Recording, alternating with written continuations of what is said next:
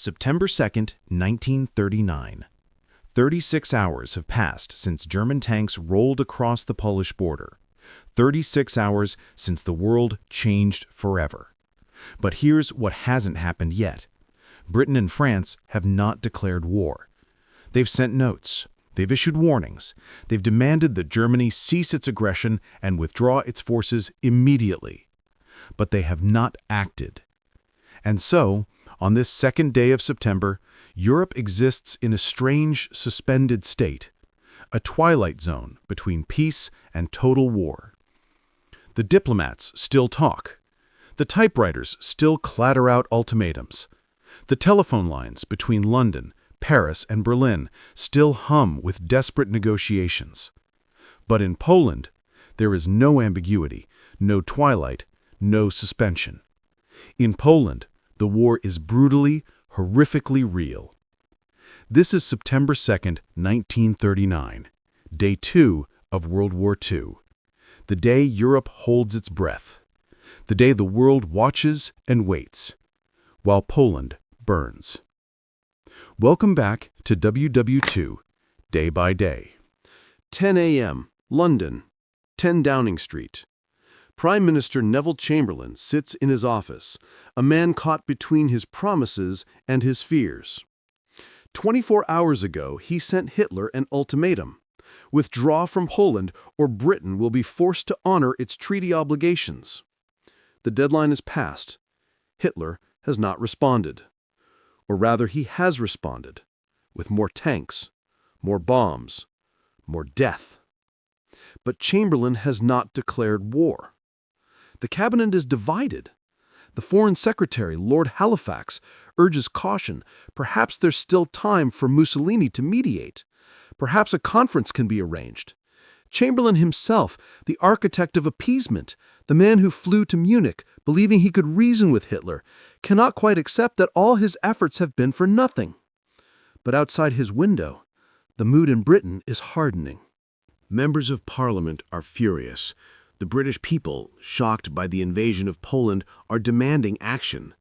The newspapers carry photographs from Poland, women and children fleeing burning villages, Warsaw under aerial bombardment, the stark evidence that Hitler's word means nothing. At 12 noon, Chamberlain stands before the House of Commons. The chamber is packed, every seat filled, members standing in the aisles. The tension is suffocating. Chamberlain speaks, his voice tired, strained. The situation is graver than it was yesterday. His Majesty's government has sent a further communication to the German government, making it clear that unless Germany suspends all aggressive action against Poland and withdraws its forces, a state of war will exist between Britain and Germany. Another ultimatum, another deadline, another day of waiting. The House erupts. Labour leader Arthur Greenwood rises to speak, his words cutting through the chamber like a blade. Every minute's delay now means the loss of life, imperiling our national interests. I wonder how long we are prepared to vacillate at a time when Britain and all that Britain stands for and human civilization are in peril. The message is clear. The time for talking is over. But still, war has not been declared. Across the Channel, in Paris, the scene is similar, and yet different. 11 a.m. Paris time, the French Council of Ministers meets at the Élysée Palace. France, unlike Britain, shares a land border with Germany. France lost 1.4 million men in the last war. An entire generation bled white in the trenches. France knows, perhaps better than any nation on earth, what modern war costs. Premier Édouard Daladier faces the same terrible choice as Chamberlain, but with even higher stakes. If France goes to war, French soldiers will die, soon, and in large numbers. The Maginot Line, that massive chain of fortifications along the German border, offers some protection, but everyone knows that modern war is mobile, fluid, unpredictable. And there's another factor. France cannot act without Britain. The alliance must hold. The two democracies must present a united front.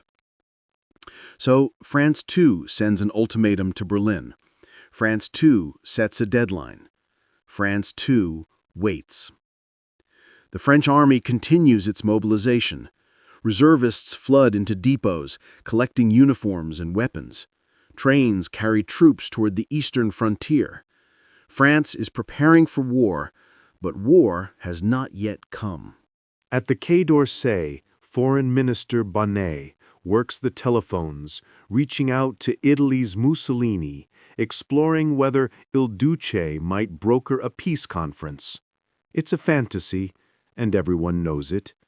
But when you're standing at the edge of an abyss, you'll grasp at any branch to avoid falling. In Berlin, Hitler receives these ultimatums with contempt. He has gambled everything on a single calculation: that Britain and France, still traumatized by the last war, still led by the architects of appeasement, will not fight for Poland. They will protest, they will condemn, they will issue stern warnings, but they will not fight. And if they do, well, by the time they mobilize their forces, Poland will already be crushed. The deed will be done. They'll have no choice but to accept the new reality. Hitler has misjudged many things in his career, but on this point, on this day, he still believes he's right. Foreign Minister Joachim von Ribbentrop assures him that Britain is bluffing. The British Empire, vast and wealthy, will not go to war over a distant Slavic nation. They cannot afford another war. They do not have the stomach for it. Hitler chooses to believe him. And so the diplomatic dance continues. Ultimatums and counter-ultimatums, deadlines and delays, words, words, words, while in Poland, the killing goes on. September 2nd in Poland is not a day of waiting. It is a day of dying. German forces, encountering stiffer resistance than expected in some sectors, but making rapid progress in others, push deeper into Polish territory. The Blitzkrieg rolls on. By dawn, German armored columns have advanced over 30 miles beyond the border in several locations. The Polish defensive strategy, based on defending the entire frontier rather than concentrating forces, is collapsing under the sheer weight of the German assault. The city of Częstochowa, home to the famous Jasnogóra monastery, comes under German artillery fire. The Luftwaffe continues its systematic campaign to destroy the Polish Air Force, bombing airfields, railway junctions, and communication centers. But today, September 2nd, brings a new horror. The targeting of civilians becomes systematic and undeniable. Near the village of Benzin, Wehrmacht troops encounter a group of Jewish refugees fleeing westward. Without provocation, without military necessity, German soldiers open fire. Dozens are killed. It's a preview of the horrors to come, but on this day, it's simply another war crime among hundreds. The Polish Air Force, devastated but not destroyed, fights back with desperate courage. Polish pilots, flying obsolete PZL P-11 fighters against the modern Messerschmitt Bf-109s, score several kills. But it's not enough. The Germans have numerical superiority of nearly 6-1 in the air. Every Polish aircraft shot down is a loss that cannot be replaced. Every German loss is a drop in an ocean. On the ground, the battle for the Polish corridor, the narrow strip of territory separating East Prussia from the rest of Germany, intensifies. The German Third Army, attacking from East Prussia, links up with the Fourth Army attacking from Pomerania. The Polish forces defending the corridor, the Pomerania Army, under General Władysław Bortnowski, face encirclement. General Bortnowski makes the painful decision: withdraw southward toward the Vistula River before the trap closes. It's the right tactical decision, but it means abandoning Polish territory to the invaders. It means leaving civilians behind. Near the port city of Gdynia, the Polish Navy engages German forces. The destroyer ORP Witcher and the minlayer ORP Grief, operating from Hel Peninsula, provide fire support to Polish ground forces. But German air superiority makes naval operations suicide. Both ships will be sunk by Luftwaffe dive bombers within the next few days. For now, they fight on. The battle for Westerplatte, the fortress that came under bombardment on September 1st, continues. Major Henryk Sucharski and his 182 defenders, facing the battleship Schleswig-Holstein, supported by Stukas and ground assault troops, refuse to surrender. They will hold for 7 days, becoming a symbol of Polish resistance. But on this second day, they're simply trying to survive the next hour. Further south, German forces approach Lodz, Poland's second-largest city, a major industrial center, home to 672,000 people. The approach to Lodz is defended by elements of the Lodz army under General Julius Rummel. But the defensive positions are incomplete, the army is under strength, and the Germans are coming fast, armored spearheads supported by close air support. By late afternoon on September 2nd, advanced German units reach the outskirts of Lodz. Artillery shells begin falling on the city's suburbs. Luftwaffe bombers target the industrial districts, the railway stations, the bridges. Panic spreads through the city. Hundreds of thousands of civilians, Jewish and Christian Poles alike, begin fleeing eastward toward Warsaw. The roads become choked with humanity. Families pushing handcarts loaded with their possessions, farmers driving livestock, wounded soldiers limping away from the front, mothers carrying children. The Polish exodus has begun, and then, adding to the terror, German aircraft strafe the refugee columns. This is not accidental. This is not collateral damage. This is deliberate. The Luftwaffe has orders to spread terror, to break Polish civilian morale, to turn the roads into chaos so that Polish military units cannot move freely. It works. The highways become parking lots of abandoned vehicles, dead horses, and terrified people hiding in ditches. By nightfall on September 2nd, German forces control approximately 10% of Polish territory. They've advanced up to 50 miles at the deepest penetration points. They've inflicted devastating casualties, thousands of Polish soldiers dead, wounded, or captured. But Poland has not collapsed. The Polish army, bloodied but largely intact, pulls back to prepared defensive positions. The order from Marshal Ridge-Schmigel is clear: hold the line until the British and French open a western front. Buy time. Every day Poland holds is a day for the Allies to mobilize. But will the Allies come? On September 2nd, Polish soldiers fighting and dying near Lodz don't know the answer to that question. They just know that they're alone. Let me tell you about a place called Wielun. You heard about it yesterday, the town that was bombed on September 1st, the first major civilian target of the war.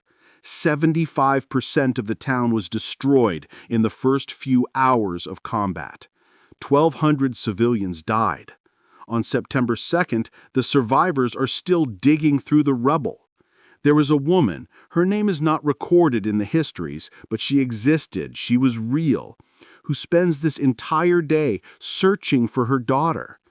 The girl is 8 years old. She was at her grandmother's house when the bombs fell. The woman moves from one pile of debris to another, calling her daughter's name. German troops are now in the town. They don't stop her. They barely notice her. They're too busy securing the area, establishing military control, preparing for the next advance. The woman searches all day. At sunset, she finds a small shoe, pink, with a torn strap in what used to be her mother's kitchen. She sits down in the rubble and doesn't move. There are thousands of stories like this on September 2nd, 1939. Thousands of personal tragedies that will never make it into the history books. There's the young Polish soldier, 19 years old, from a farm near Krakow, who writes a final letter to his parents before his unit moves into defensive positions west of Łódź. The letter is found on his body 3 days later. It begins, "If you are reading this, I am with God and Papa's brother who fell at Verdun." There's the Jewish family in Warsaw, the Silbersteins, a father who runs a tailor shop, a mother who teaches piano, 2 teenage daughters, a son studying engineering at the university. On September 2nd, they sit together in their apartment, listening to the radio, hearing the reports from the front. They talk about whether to stay or flee. They decide to stay. Warsaw is a fortress. Warsaw will hold. And besides, where would they go? In 6 years, none of them will be alive. There's the German soldier. We'll call him Friedrich, though we don't know his real name, who on September 2nd participates in his first real combat operation. His unit captures a Polish village without resistance. The villagers, elderly people, women, children, stare at them with fear and hatred. Friedrich is 21.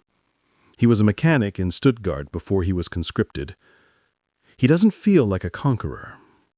He feels like an intruder, a violator. That night, in his diary, he writes, "Is this what glory looks like?" He will die in Russia in 1943, having long since stopped asking such questions. And then there's John Karski. He is 25 years old, a second lieutenant in the Polish army. On September 2nd, he's with his unit in eastern Poland, still relatively safe from the German advance. He has no idea that he will become one of the most important witnesses to the Holocaust, that he will risk everything to inform the world about the death camps, that he will meet with Roosevelt and Churchill, that he will survive the war and become a professor at Georgetown University. On this day, he's just a young officer, confused and frightened, wondering when the British and French will arrive, wondering if they'll arrive at all. In Geneva, Switzerland, the League of Nations convenes an emergency session. The League, created after World War I to prevent exactly this kind of catastrophe, has proven itself utterly toothless. It couldn't stop Japan from invading Manchuria. It couldn't stop Italy from conquering Ethiopia. It couldn't prevent the Spanish Civil War, or the annexation of Austria, or the dismemberment of Czechoslovakia. And now, as German tanks roll through Poland, the League meets to, issue a strongly worded condemnation? Representatives from smaller European nations speak passionately about international law, about the sanctity of borders, about collective security. Their words echo through the assembly hall, eloquent and empty. The simple truth, laid bare on September 2nd, 1939, is this: international law only matters if someone is willing to enforce it. Moral condemnation only works if backed by moral courage. And the League of Nations has neither the power nor the will to stop Hitler. The organization will limp along for a few more years, increasingly irrelevant, until it's finally dissolved in 1946 and replaced by the United Nations.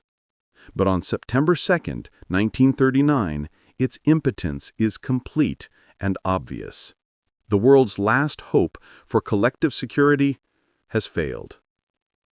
Poland is alone.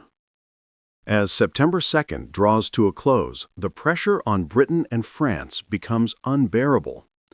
In London, at 6 p.m., Labour MP Arthur Greenwood delivers a devastating speech in Parliament.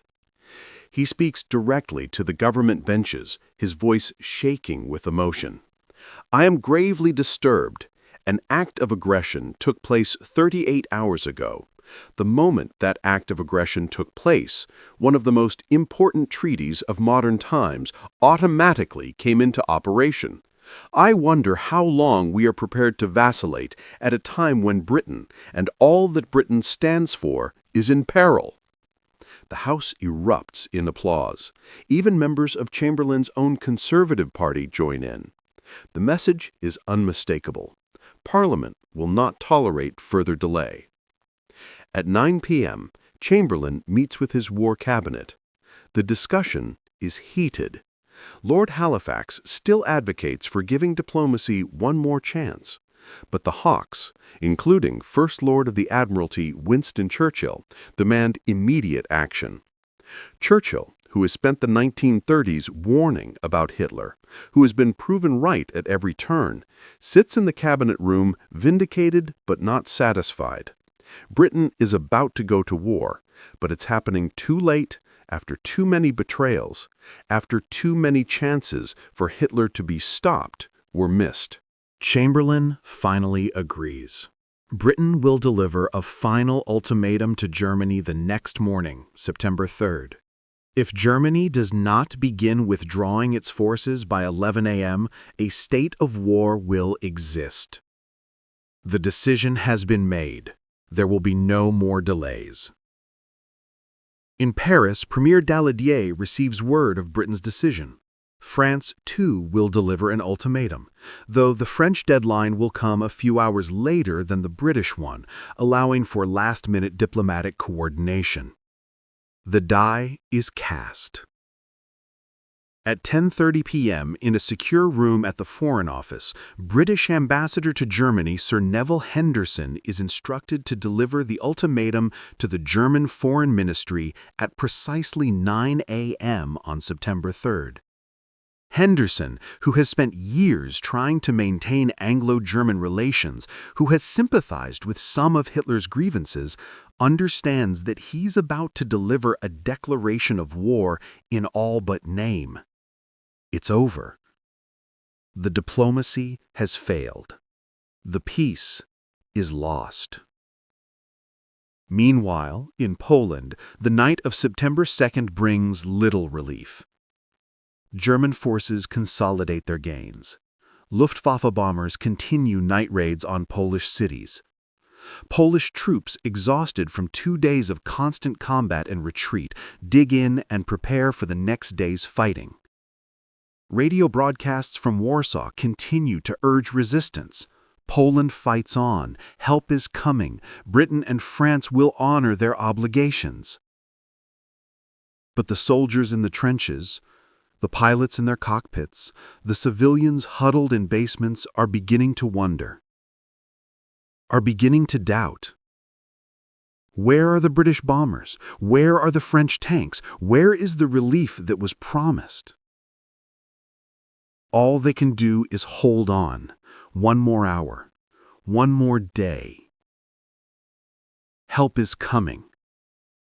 It has to be coming. But here's what they don't know. What won't become clear for weeks. When Britain and France declare war on September 3rd, it will be a declaration without action. The British won't launch a strategic bombing campaign against Germany. The French army won't attack across the German border in force. The Western Front will remain quiet, bizarrely, surreally quiet, while Poland is dismembered. Historians will call it the phony war, or the Sitzkrieg, the sitting war. For 8 months, British and French forces will sit behind their defensive lines while Hitler consolidates his control over Poland. Why? Fear, unpreparedness, strategic confusion, and a lingering hope that somehow, even after war is declared, it might still be possible to negotiate a settlement. It's a catastrophic miscalculation. While the Allies wait, Hitler will have time to turn his full attention westward. In May 1940, the German army will smash through France in 6 weeks, achieving a victory that seemed impossible. But that's still in the future. On this night, September 2nd, 1939, there is still hope. Still a belief that the democracies will stand together. Still faith that Hitler has finally miscalculated. The world holds its breath. What does it mean to wait? For the Polish soldier in his trench, waiting means scanning the western horizon for British aircraft that never appear. For the German tank commander, waiting means wondering if the French army will suddenly pour across the Siegfried Line and cut off the Wehrmacht's supply lines. For Chamberlain in London, waiting has meant clinging to the hope that somehow, impossibly, this disaster could still be averted. For Hitler in Berlin, waiting has meant watching his enemies dither, watching them hesitate, watching them prove, as he always believed, that they lack the will to fight. September 2nd, 1939 is a day of waiting, but it's also a day of reckoning. The choices made on this day and the choices not made will shape everything that follows. Britain's decision to finally stand firm, to honor its obligations despite the cost, will define the nation's role in the war to come. Britain will stand alone against Nazi Germany for over a year after France falls. Britain will endure the Blitz. Britain will become the launching pad for the liberation of Europe.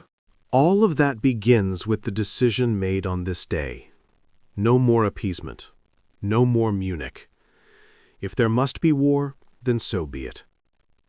France's decision to join Britain will lead to defeat and occupation, but also to resistance, to free French forces fighting from exile, to the liberation of Paris, and eventually to France reclaiming its place among the great powers.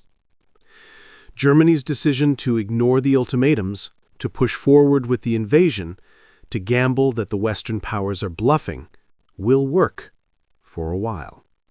Poland will fall. France will fall. It will seem in 1940 that Hitler was right all along. But that same hubris, that same contempt for his enemies, will lead Hitler to invade the Soviet Union. It will lead him to declare war on the United States. It will lead him to make the strategic blunders that will eventually destroy the Third Reich. And Poland? Poland's experience on September 2nd, the sense of betrayal, of fighting alone, of promises not honored, will scar the national consciousness for generations. When the war ends in 1945, Poland will be liberated by the Soviet Union, only to be enslaved by communism for another 45 years. The Poland that Polish soldiers are fighting for on September 2nd, 1939, will not truly re-emerge until 1989, when the Berlin Wall falls and the Soviet Empire collapses. Half a century of suffering, all stemming from these September days. But there's something else worth noting about September 2nd, 1939. It's the last day when war could still be called off.